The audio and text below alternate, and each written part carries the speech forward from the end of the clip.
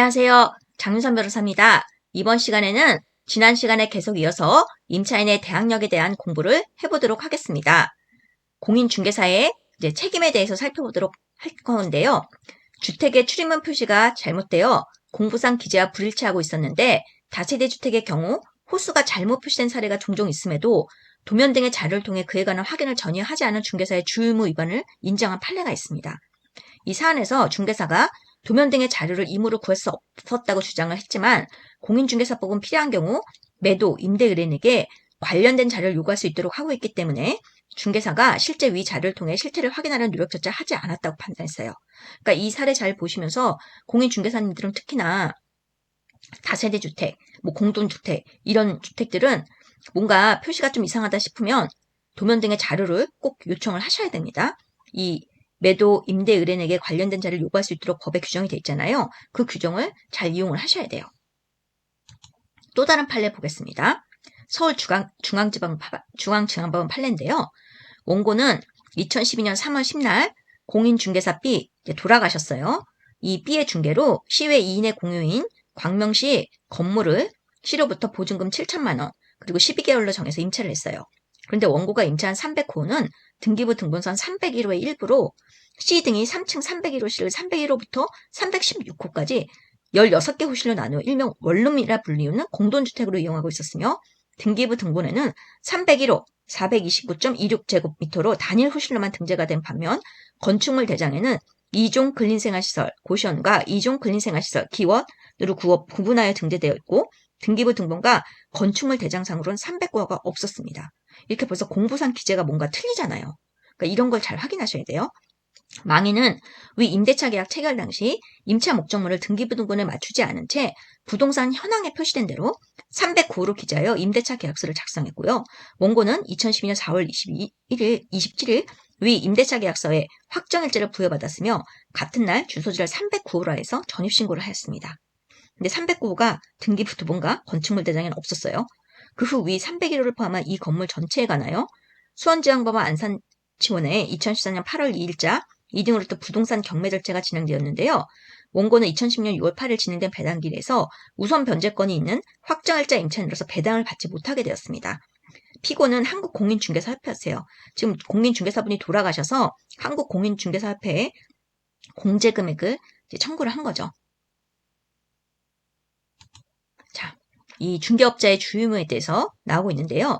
부동산의 임대차의 경우 전입신고 및 확정일자에 따라 임대차의 대항력을 취득하는지 및 우선 변제권이 인정된지 여부가 달라지고 이는 보증금을 회수하는 데 있어 중요한 부분이기 때문에 중개업자는 중개하는 부동산의 공부와 현황이 일치하는지 여부 등에 관하여 조사 확인한 후 이를 중개의뢰인에게 고지하고 거래계약서의 목적물의 표시가 최대한 건축물 대장이나 등기부상의 표시와 일치되도록 작성해 주어야 할 의무가 있다고 했어요. 그리고 이를 게을리한 과실로 중개의뢰인에게 재산상의 손해를 발생하게 한 때는 손해를 배상할 책임이 있다고 했습니다. 그러니까 지금 대항력 취득, 우선 변제권 취득하고 관련돼서는 중개사님들께서 의뢰인들에게 설명을 잘 해주셔야 되는 거예요. 법원의 판단을 살펴보도록 하겠습니다.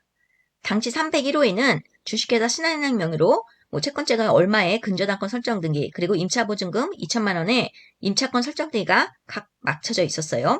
이 사건 301호 자체가 16개 호실로 나누어져 있어 소액 임차인들이 추가 입주할 가능성이 있으며 선순위 근저당권 등에 의한 경매가 진행될 경우 원고가 보증금 전액을 회수하지 못할 위험성이 있었음에도 망인은 원고에게 등기부상 301호에 향후 소액 임차인이 추가로 입주할 가능성이 있고 주택임대차보호법상의 대항력을 갖추기 위해서는 현황상 표시된 방실 호수가 아니라 등기부상 호수로 전입신고하여야 한다는 사정을 제대로 설명해주지 아니하였고 임대차 계약서도 등기부상 호수가 아닌 현황상 표시대로 작성해준 등 주의무를 다하지 아니한 사실을 인정했어요.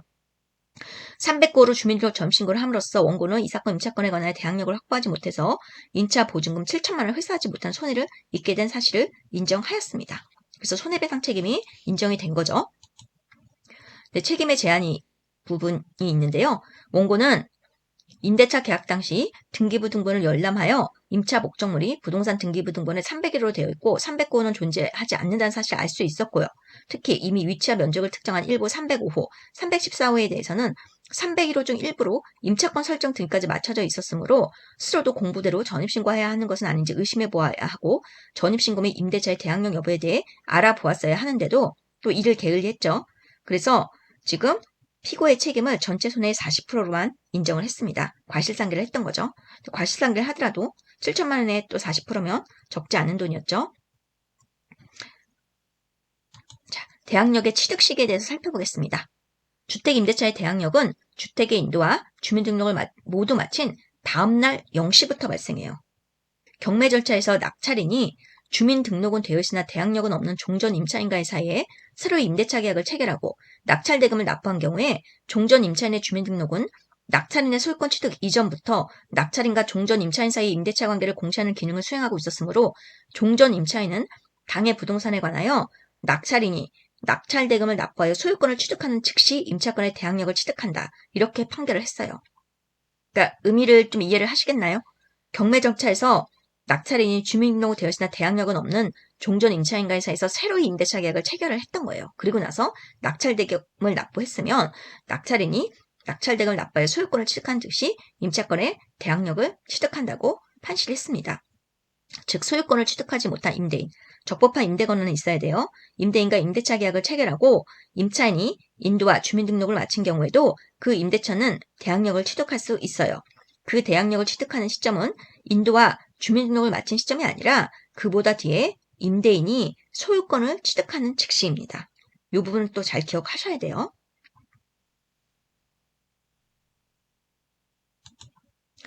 자, 대항력의 존속을 보겠습니다. 주택의 인도와 주민등록은 임차권의 대항력, 취득 요건일 뿐 아니라 존속 요건입니다. 임차주택의 양수인에게 대항하려면 법률행위에 의한 소유권 이전의 경우에는 소유권 이전 등기 시까지, 경매 절차에서 매각되는 경우에는 매수인의 대금 납부 시까지 대항력권을 유지하셔야 돼요. 따라서 대항력의 취득 후 주민등록을 옮기거나 주택을 다른 사람에게 인도하면 대항력을 상실하고 그 후 설정된 저당권에 기초한 경매 절차에서 그 주택을 매수한 매수인에게 대항력을 주장할 수 없습니다. 우선 변제권은 대항력권과 확정일지를 갖춰야 인정되므로 대항력을 잃으면 우선 변제권도 없어집니다. 임차인이 대항력권을 갖추고 그 요건이 유지되고 있는 상태에서 임차주택이 양도됨으로써 양수인이 일단 임대인의 질을 승계하였으면 그 후 임차인이 주민등록을 옮기는 등 대항력권을 갖추지 못하게 되었더라도 이미 발생한 임대인 지위 승계 효과, 즉 양수인에게 이전된 보증금 반환 채무가 소멸하는 것은 아니라고 했어요. 대항력과 우선 변제의 취득 혹은 존속을 위해 임차권 등기명령 제도를 이용하시면 좋습니다. 자, 대항력의 제한에 대해서 또 판례가 있으니까 임차인분들이 굉장히 유의를 하셔야 되는 부분에 대해서 설명을 해드리겠습니다. 지금 주택의 소유자인 임대인이 그 주택을 금융기관 대출을 위한 담보로 제공하면서 담보 가치를 높이고자 대항력권을 갖추고 있던 주택 임차인에게 부탁해서 주택 임차인이 대출 금융기관에 보증금 없이 거주하고 있다고 말하고 그와 같은 내용의 확약서까지 제출해줬어요. 이런 경우도 종종 있죠. 매수인이 된 금융기관에 대하여 임차인이 임대인 지위 승계의 효력을 주장하면서 임차보증금 반환을 요구하며 건물 인도를 거부하는 것은 금반원 및 신의 측에 위반된다고 했습니다. 본인이 이렇게 보증금 없이 거주하고 있다고 말하고 확약서까지 제출했는데 나중에 경매 절차가 이제 끝날 때까지 스스로 경매 절차에 매수인이 된 금융기관이 임대차 관계를 전혀 모르고 있었는데 나중에 매수인이 된 금융기관에 대해서 임대인의 지승계의 효력을 주장하면서 임대차 보증금 반환을 요구하고 건물 인도 거부하는 것은 안 된다는 거예요. 이런 거 확약서 써주시면 안 돼요. 또 위와 같은 사례에서 주택 임차인이 경매 절차에서 대출금융기관에 제출한 확인서의 내용을 번복해서 대항력을 갖춘 임대차의 존재를 주장한과 아울러 대출금융기관보다 우선적 지위를 가지는 확정일자부 임차인을 내세워 그 임차보증금 반환 채권에 대한 배당 요구를 하는 것도 특별한 사정이 없는 한 금반원 및 신의 측에 위반되어 허용될 수 없다고 했습니다. 그러니까 비슷한 사례예요. 그러니까 임대인 부탁으로 뭐 보증금 없이 거주합니다. 뭐 이런 내용의 확약서를 제출해줬던 거예요. 근데 나중에는 그 확인서 내용을 번복해서 대항력을 갖춘 임대차의 존재를 주장해가지고 내가 대출금보다 우선적 지위를 가진다. 난 확정일자부 임차인이다. 이런 거 내세워서 뭐 배당 요구하고 이런 것도 안 된다는 거죠. 이러한 사안에서 대출금융기관은 자신보다 우선 배당을 받은 주택 임차인에 대하여 배당일을 신청할 수 있습니다. 자, 지난 시간과 이번 시간에 계속 이어서 대항력에 대해서 좀 집중적으로 공부를 해봤습니다. 어때요? 좀 이해가 제대로 잘 되시나요? 어려운 부분들은 제가 만들어드린 이 PPT 자료 반복적으로 좀 보시면서 계속 학습하시면 좀 익히기 쉬우실 거예요. 오늘 방송 시청해 주셔서 진심으로 감사드립니다. 좋아요, 구독 눌러주시면 저에게 많은 힘이 됩니다. 다음 시간에 또 뵐게요.